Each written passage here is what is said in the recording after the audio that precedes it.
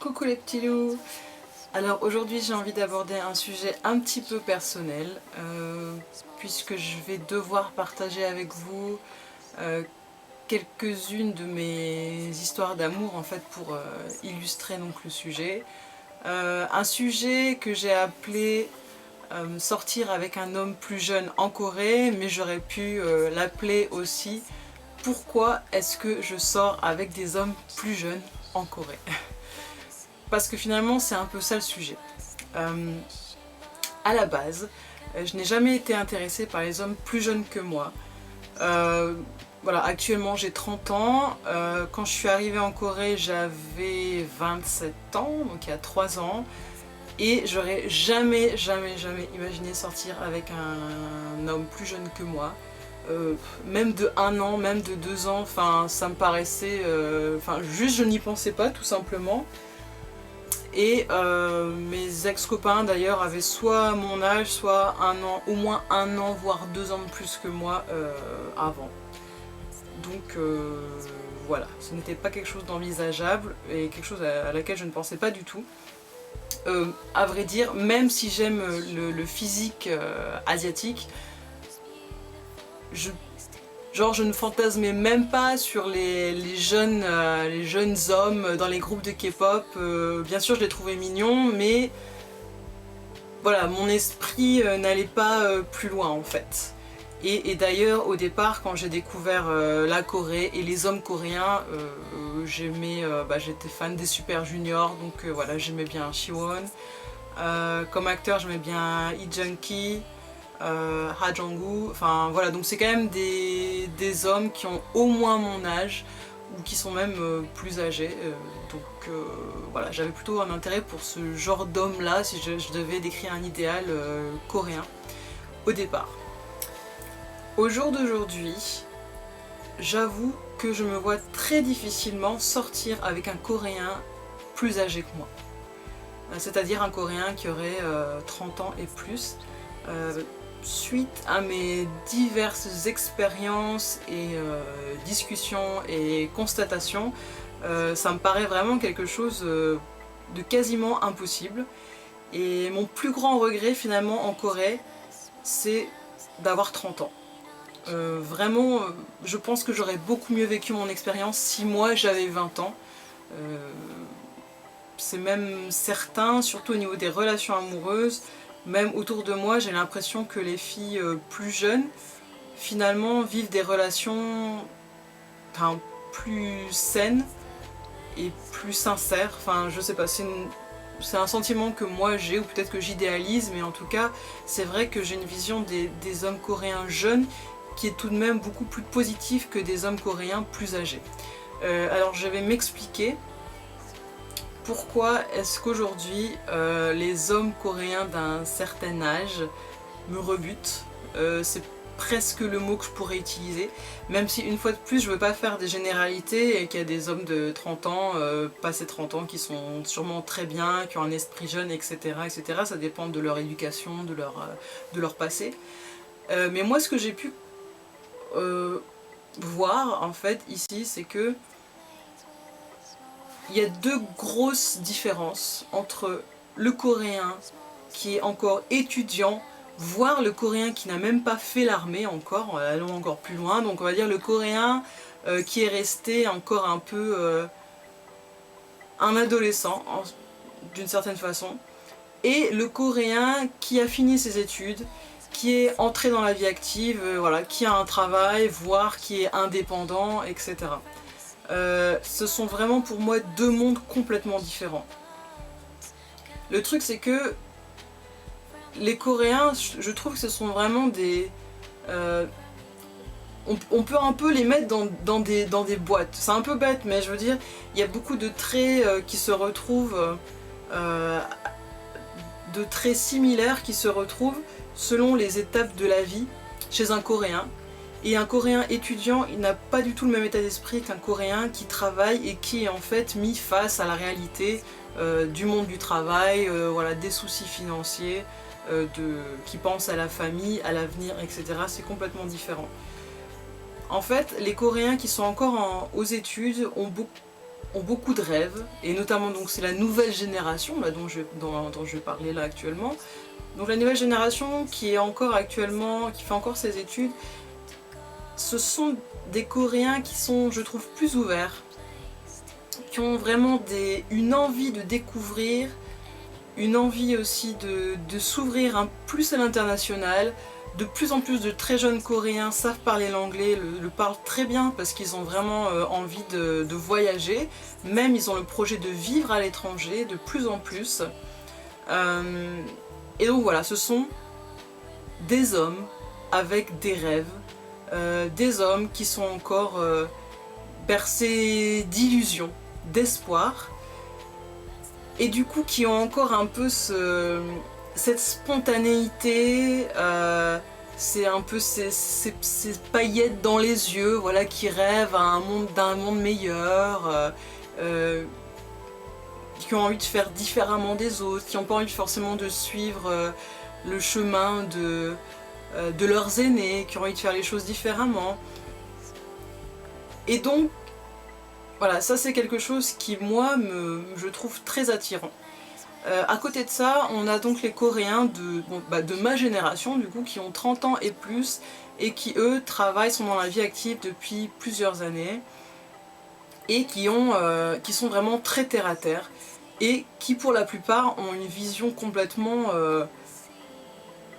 ils ont une vision réaliste de la vie, de la vie en Corée, mais ils n'ont plus aucune illusion, en fait. Ils sont complètement défaitistes, esclaves de leur vie.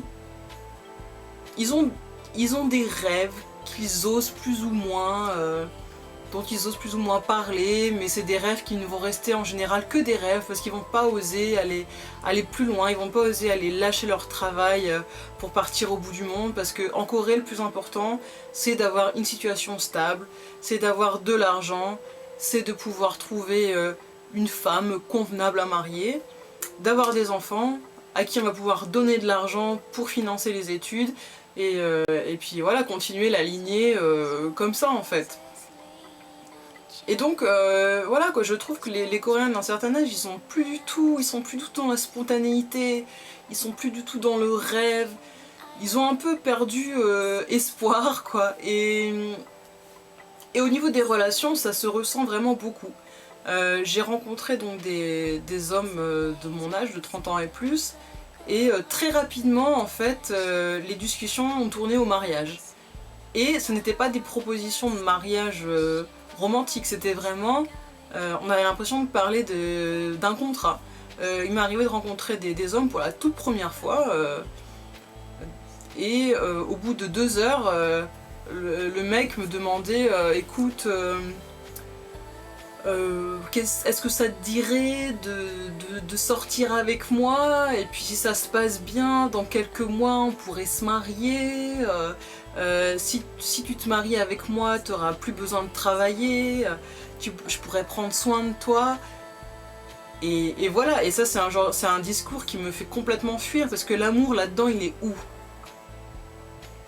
Donc moi je trouve ça vraiment terrible. Donc ça veut dire qu'à un moment donné, le Coréen, ce même mec, quand il avait 20 ans, si ça tombe, il avait un discours complètement différent. Et à 30 ans, tout d'un coup, tout ce qu'il voit en fait, c'est le côté matériel. Il pense, bien sûr, il pense au futur, mais il y pense pas avec son cœur, quoi. Il y pense vraiment avec, voilà, avec son cerveau, avec son compte en banque, et voilà. Et les Coréens en général, ces mecs-là m'ont dit, et même des ex à moi, puisque je suis sortie avec des Coréens qui avaient mon âge, qui avaient 30-31 ans, et qui m'ont aussi parlé mariage, et qui me disaient c'est pas grave si t'es pas amoureuse de moi maintenant, on apprendra à s'aimer avec le temps. Pour beaucoup de Coréens d'un certain âge, l'amour c'est quelque chose de superficiel.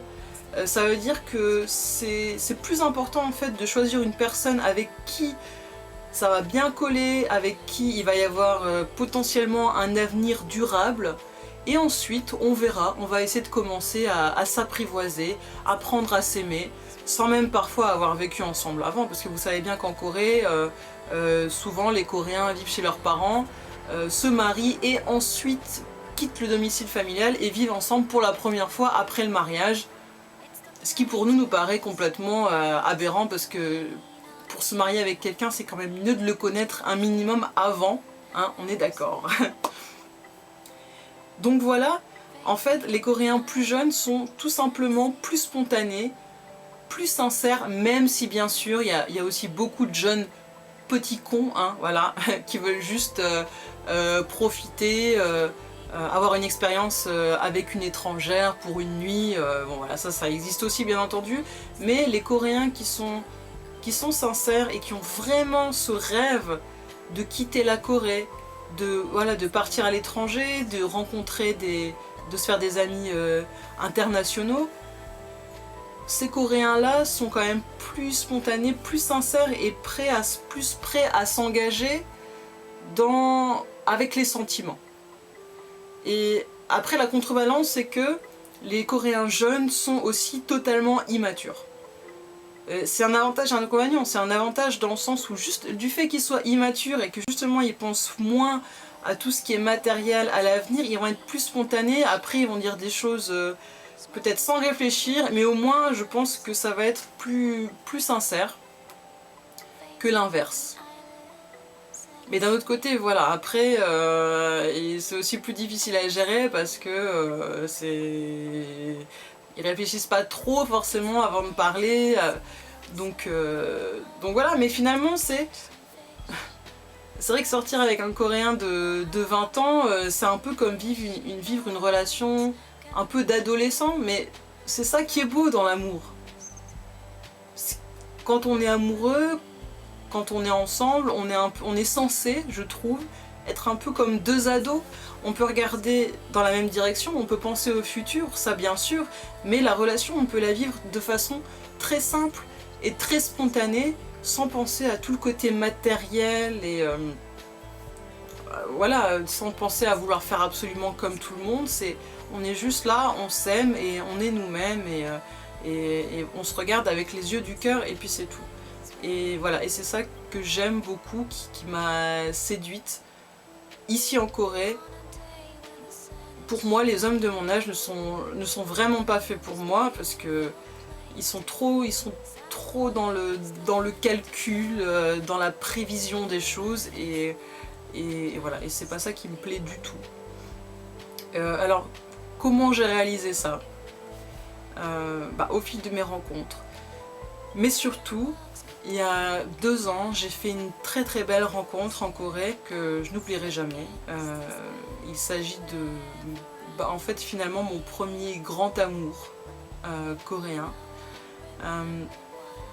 On s'était rencontrés sur internet et on avait parlé pendant plusieurs mois. Il m'avait relancé, je voulais pas le rencontrer parce que justement il avait 22 ans, moi j'en avais 27 et je me demandais pourquoi il voulait rencontrer une fille de mon âge parce que même pour moi l'amitié ça me paraissait, il y avait un trop grand écart. Mais un jour je m'étais dit allez allons-y, je vais le rencontrer et puis on verra bien, je vais essayer de me faire un ami et voilà, on verra bien. Mais j'étais pas très motivée, je me souviens, j'y suis allée, ça devait être un samedi soir, je traînais la jambe, je m'étais dit ah j'aurais préféré sortir avec des copines, faire la fête et tout ça, au lieu d'aller voir ce mec avec qui ça va rimer à rien de toute façon. Et puis je suis arrivée à notre point de rendez-vous, et déjà quand je l'ai vu arriver, j'ai ressenti quelque chose de spécial. Je saurais pas l'expliquer, mais il y a eu une connexion entre nous deux. Et j'ai trouvé ça vraiment, vraiment spécial. J'étais surprise. Et puis voilà, on a été boire un verre ensemble et ce qui s'est passé, c'est qu'à un moment donné, bon je vous passe les détails avant, mais à un moment donné, il est venu s'asseoir à côté de moi et après avoir bu un petit peu quelques bières, il m'a carrément sauté dessus. Mais il m'a sauté dessus vraiment pour m'embrasser, mais comme un sauvage. Et ça m'a tellement révoltée, je l'ai repoussé d'une façon vraiment très, très violente et je me suis énervée. Et avant ça, j'avais rencontré d'autres gars un peu moyens. Donc à ce moment-là, j'étais dans une période où j'étais assez révoltée envers les les hommes coréens, tout ça, j'en avais un peu ras-le-bol. Et du coup, voilà, j'avais balancé plein de choses à la figure. Et il avait été assez choqué par ma réaction et finalement il s'était mis à pleurer et à s'excuser. Il s'est excusé en toutes les langues, en français, en anglais, en coréen. Et en fait, suite à ça, ça a vraiment ouvert la discussion. Et il a commencé à se confier sur sa vie, moi sur la mienne, et il y a vraiment une connexion qui s'est créée à ce moment-là. On est devenus très rapidement très proches. Et j'ai appris que son père était mort et que sa mère était malade. Donc elle ne parle pas, elle ne bouge pas, elle est handicapée, voilà. Et que c'est lui en fait qui s'occupe d'elle à plein temps.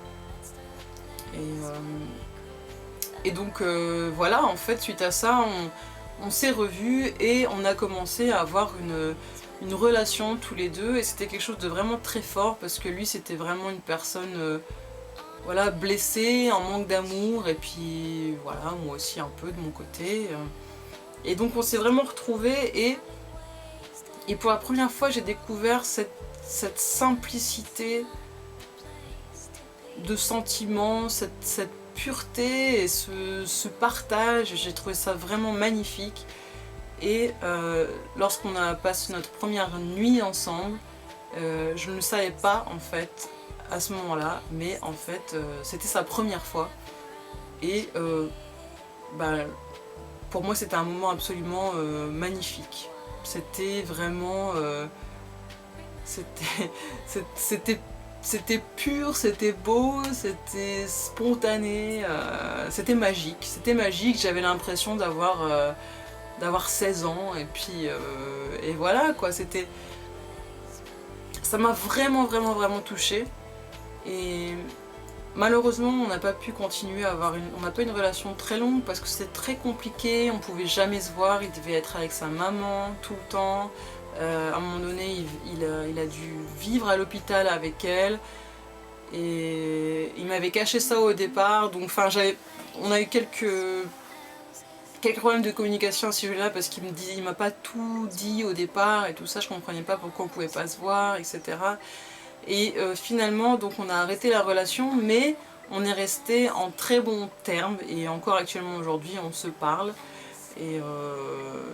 Et voilà, c'est une personne très importante pour moi, qui pourra toujours compter sur moi. Et suite à lui, j'ai vraiment découvert un monde nouveau. Je me suis dit que avoir une expérience comme ça, vivre un amour avec un homme plus jeune, c'était vraiment, ça me nourrissait beaucoup plus que vivre un amour avec un homme plus âgé. Mais là, une fois de plus, je le répète, en Corée. Parce que si je sortais avec un Français, admettons, je me verrais pas du tout sortir avec un mec plus jeune que moi, quoi. Je me verrais vraiment pas du tout. Mais par rapport à la mentalité coréenne, je pense que les hommes jeunes ici conservent cette innocence et cette sincérité qui se perd après. Donc c'est vraiment quelque chose qui a de la valeur, qui a vraiment de la valeur. Et c'est pour ça que je dis qu'il aurait été préférable pour moi de venir en Corée quand j'avais 20 ans et rencontrer un garçon de 20 ans et puis faire notre chemin ensemble tout simplement. Ça aurait été tellement plus simple, entre guillemets. Actuellement, mon petit copain a 7 ans de moins que moi. Donc il a 23 ans et moi j'en ai 30. Et c'est beaucoup de bonheur, mais c'est aussi beaucoup d'incompréhension et de décalage sur pas mal de choses. Sortir avec un homme plus jeune, c'est vraiment comme un cadeau.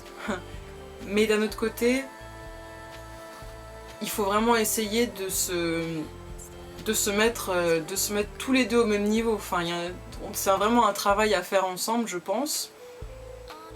Parce que les incompréhensions sont nombreuses. Pourquoi? Parce que simplement, on n'a pas la même expérience de vie.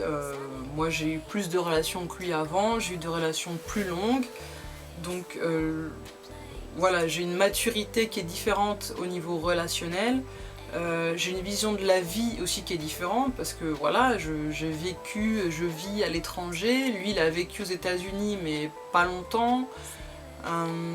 Et puis surtout, lui, il est encore en études. Enfin, moi, j'ai repris des études aussi, mais moi je suis totalement libre et moi à mon âge bien sûr je serais prête à m'engager dans une relation, je serais prête même à parler mariage, enfant, même si réellement j'en ai pas le souhait là maintenant, mais je veux dire, disons que je peux recommencer à regarder dans cette direction là, alors que lui à 23 ans, vous imaginez bien le chemin encore qu'il a à faire pour penser à ce genre de choses là. En plus notamment il est coréen, il est en études, et il est dépendant de ses parents et il n'est pas prêt d'être indépendant. Enfin, donc il est quand même lié par ses parents, au niveau financier notamment. Donc c'est vraiment... c'est difficile parce que c'est beaucoup d'incertitudes. C'est beaucoup de travail pour essayer d'être sur la même longueur d'onde tous les deux et en même temps beaucoup d'incertitudes parce que on est complètement en décalage finalement dans nos étapes de vie. En fait, c'est là que je me dis que même si j'apprécie le fait qu'il soit jeune justement, bah là j'aurais pas voulu forcément le rencontrer quand lui il a 30 ans, mais j'aurais voulu moi avoir 20 ans pour qu'on se rencontre et qu'on fasse notre chemin ensemble. Et voilà, qu'on soit au même niveau et qu'on ait vraiment le temps pour évoluer ensemble. Voilà. J'ai pas envie de rajouter trop de détails personnels, mais seulement je voulais surtout dire en fait comment je perçois les hommes coréens de façon globale au niveau des relations. Voilà, j'avais envie de parler un peu de ce sujet-là. Voilà. Bon, on se retrouve pour une prochaine vidéo. Bisous.